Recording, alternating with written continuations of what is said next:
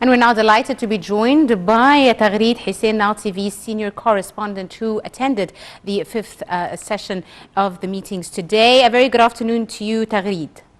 Good afternoon to you, Angie. Thank you very much for joining us, Taghreed.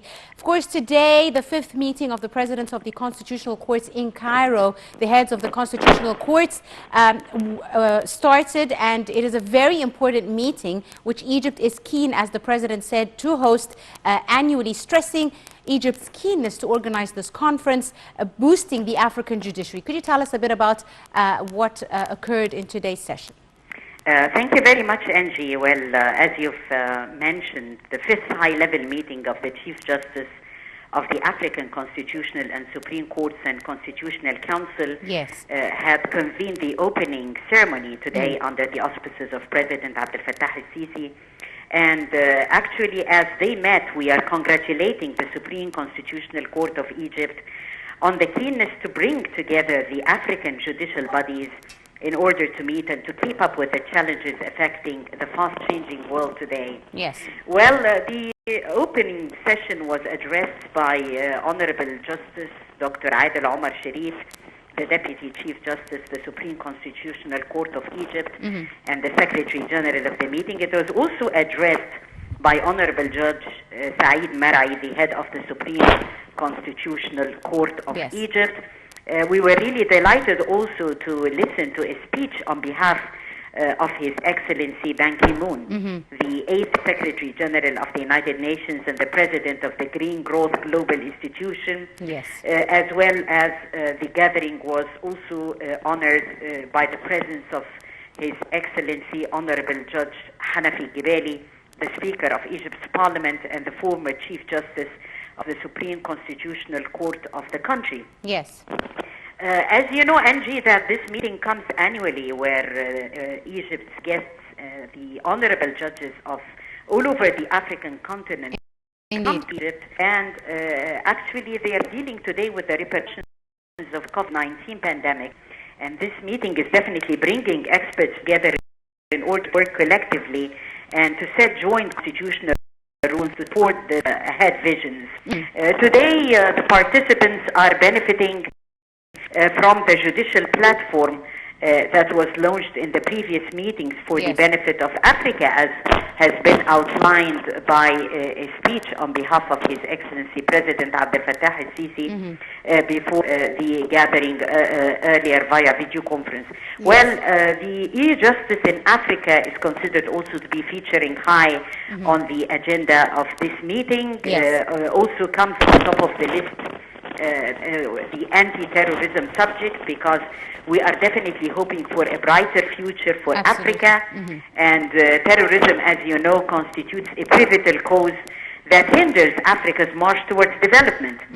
So there can be no better future for the African nations without eradicating that danger from our lives through every possible way. Absolutely. So the participants from all over Africa, and as well as Egypt's honorable judges, aim at tackling the kind of efforts that must be exerted in order to go forth into a more prosperous and stable future politically wide for the African nations.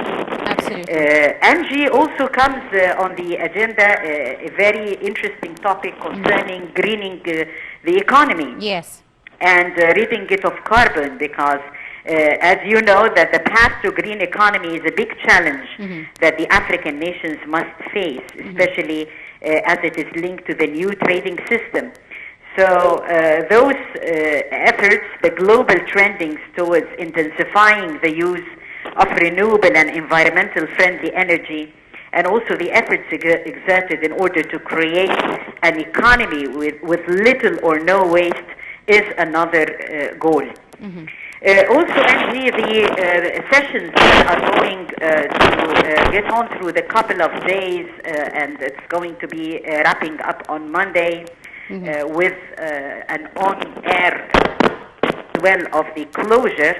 Is going to be discussed concerning reforming systems of healthcare, because this is also one of the tough challenges that the African societies face today, facing a lot of legal challenges, among which are the boundaries of getting healthcare services including the vaccines and the medicines and prices.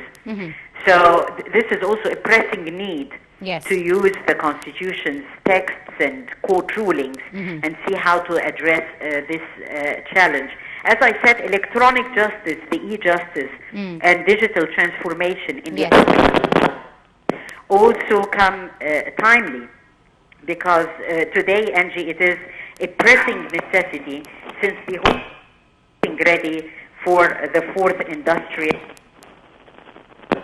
legal rules governing digital platforms like trade via the internet and health insurance and legal rules concerning dealing with the data and the info about the also all that was definitely considered to be high on the agenda. Here we can follow a excerpt of the speech by Honorable Judge Dr. Adel Al-Mahdi, Deputy Chief Justices of the Supreme Constitutional Court of Egypt, where His Excellency Dr. Sharif had highlighted the keenness to bring the African judicial bodies to meet, and how His Excellency President Abdel Fattah al-Sisi was really honoring this gathering by putting this forum, this meeting under his kind auspices to keep up with the challenges affecting the world today. Absolutely. Taghreed, as you mentioned, of course, the President highlighted that this current phase really requires full cooperation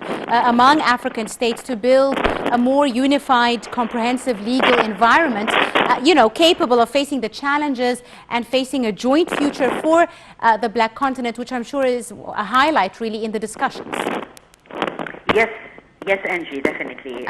Very important discussion going on, and we can have more than one item on the agenda. All those items really come timely, especially when you have all those brains coming from Africa in order to brainstorm those issues. As I mentioned, anti-terrorism. There is also the issue of electronic justice, which is really also very timely. And as we are facing COVID challenges, reforming the systems of healthcare also come on top of the list. Absolutely. I'd like to thank you very, very much, Taghreed Hussien, Nile TV senior correspondent. Thank you so much for your insightful updates. And of course, we will be continuing our follow-up of this very important meeting over the next few days here in Egypt on Nile TV International. Ladies and gentlemen, a very short break, and we'll be right back to continue this edition of Cairo Local Time. Do stay tuned.